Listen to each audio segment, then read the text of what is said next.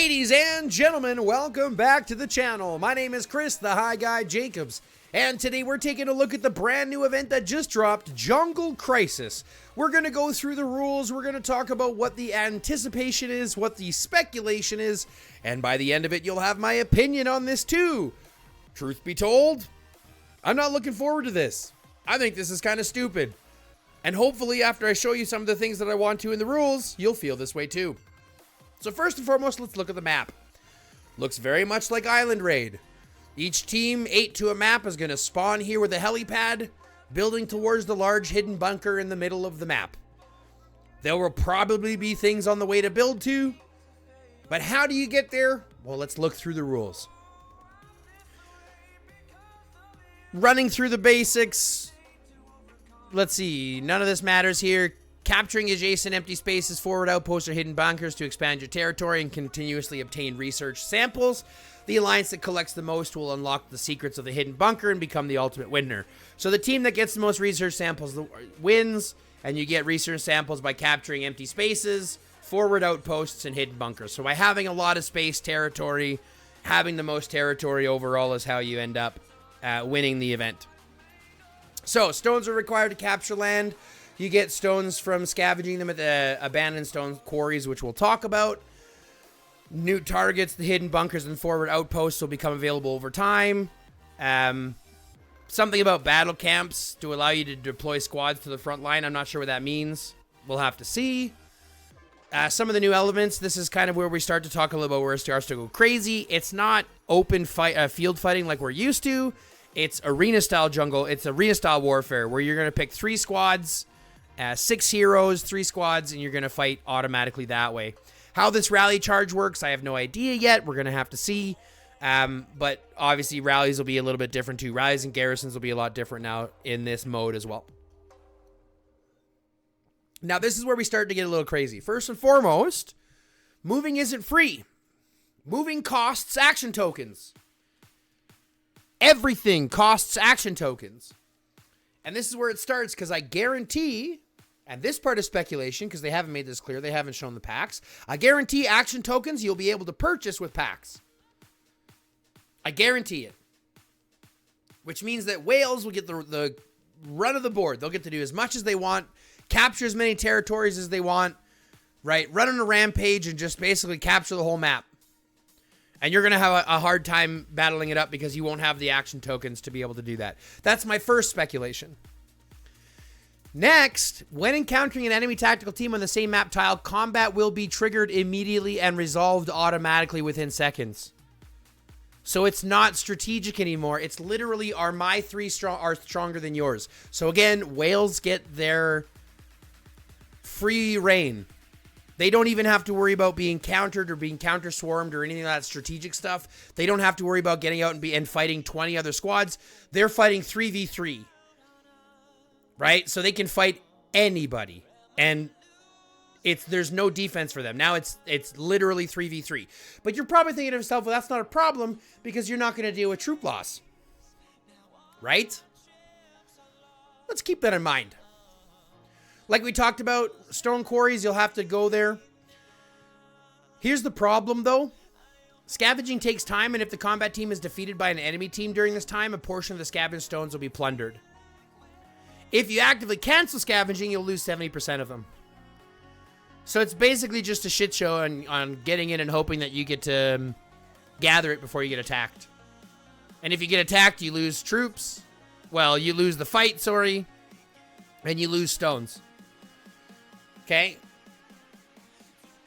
But that's literally all it is. You get research samples from collecting parts in the map, collecting the hidden bunkers, and collecting the forward outposts. The team with the most amount of special researches, or what is it called, research samples, wins. Super easy. But let's talk a little bit about some of the restrictions. It's like your normal registration at matching period, battle period, as per the normal events. However, you only need 40 active members of at least a level 14 instead of 50 at level 16. So it's now acting, you need less active members at a lower level. But check this. Regions with Federation history more than 360 days. So if your region is less than 360 days, you don't get to play. So anybody who's in a region of less than 1 year, you don't get to play at all. Okay? Now this is good in the sense that it forces whales to the older the older regions, pardon me, if they want to participate. But we're going to go through here and I'm going to show you that there's not enough incentive for them to do that. Just because they don't get to play, they don't get to participate, I don't think is going to be enough, to be fair. Okay? So first off, they're restricting a ton of players from actively participating or actually participating. Okay? Same basic Apex, Elite, and Fearless. All that's the same. You only have to be level 11 to actually participate. So all that's the same. But here's where we start to see something else. Number 4 here. In the battlefield, when combat teams from different alliances encounter each other on a plot, combat is triggered immediately, with the outcome determined in real time.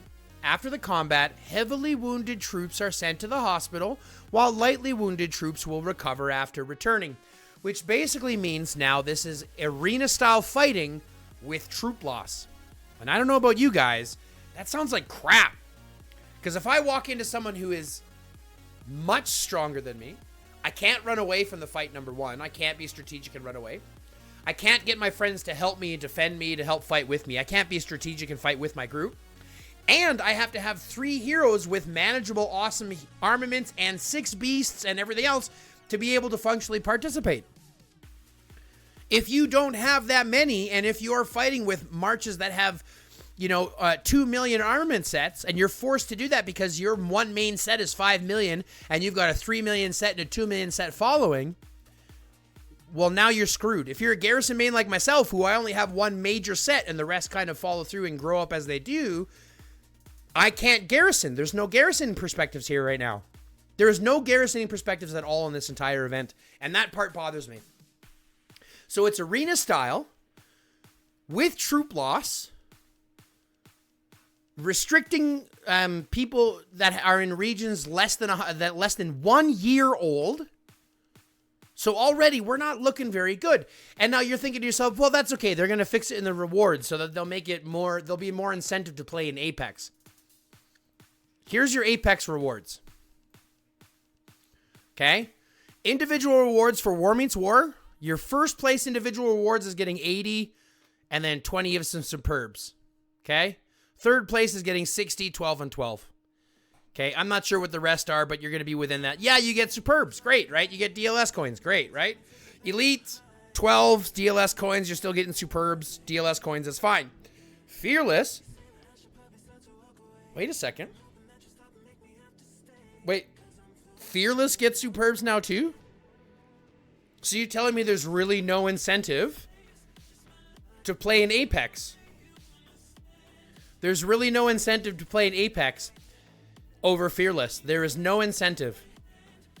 You could say, oh, well, you get more parts. Sure, you upgrade faster, but you can still sit back in Fearless and sandbag the whole time and still get your parts even for getting that rank.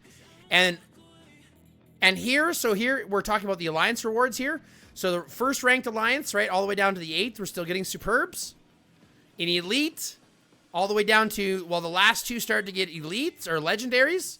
But look at this, Fearless still gets Elites in the top. So they're still getting it in the top. So if you're a whale and you're going to play down on Fearless, you're still going to win rank 1, rank 2. So you're still getting your superbs. There's no incentive to play in Apex. And there's no merit rewards. It doesn't say merit rewards, so I'm not assuming merit rewards. Which means there's no red chest incentive either. So, my total opinion of this event, from what it says so far on paper, this is going to be absolutely a joke. I am not looking forward to this at all. I mean, half the reason why this game is fantastic is because of the strategy of the field fighting, the control that you have in the field to hit, to run, to be strategic, to fight with your friends, to overcome those whales with groups. If they have 5 whales, you bring 20 non-whales. You know what I'm saying? Now that perspective is entirely gone. If you were focused on rallies and garrisons, that in this event appears to be totally gone. I am not looking forward to this whatsoever. And that all being said, guys, I'm hoping that it is, because we need some kind of event.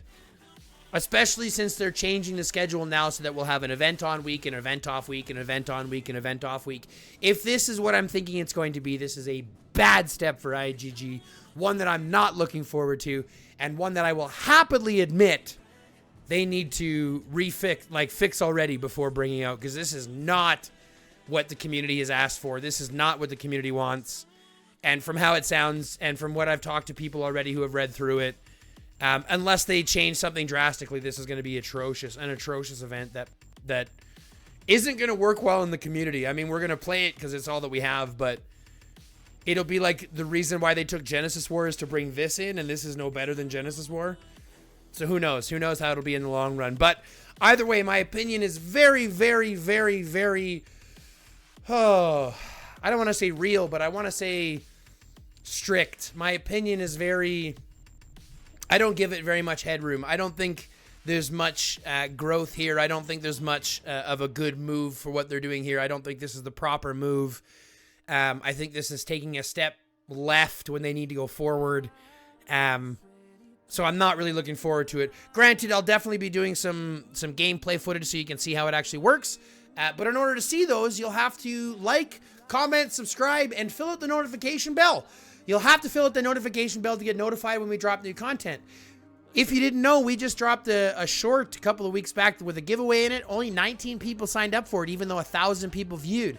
Only 19 people applied. So, I mean, if you get that notification bell filled, it could give you free stuff. So don't forget to fill out that notification bell. If you do want to help financially, click that join button, become a member. It's like $5 a month, goes a long way. If you don't, like I said, just like the video, comment on the video, subscribe to the channel, fill out the notification bell, and then share the channel with your other Doomsday friends. But with that all being said, folks, love, peace, chicken grease, and until next time, stay lifted. Puff, puff, pass.